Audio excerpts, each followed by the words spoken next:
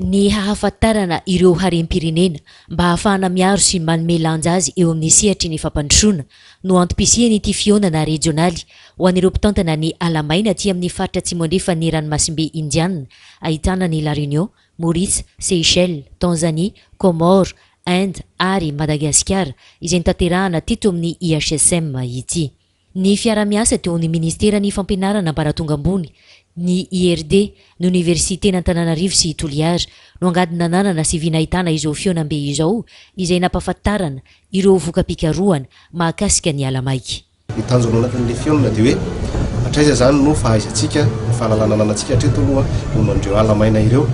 ary hatraiza koa no ahafahantsika mijery izay ahafahana hoe ahoana no mampisy lanja ireo ala ireo ho hisy fiantraikany eo amin'ny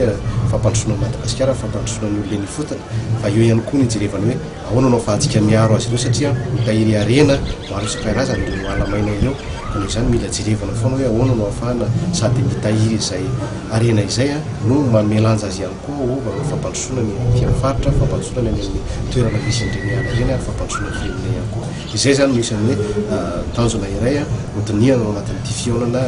regionaly ity. Ny feikevitra rehetra ny vohitra dia ampahafantarina ireo mpanapa-kevitra eto amin'ny firenena sy hatolotra ireo miasa eny fotony mba ahafahana miaro sy mitantana azy maharitra isian'ny fampandrosoana ny commune, ny district ary ny firenena.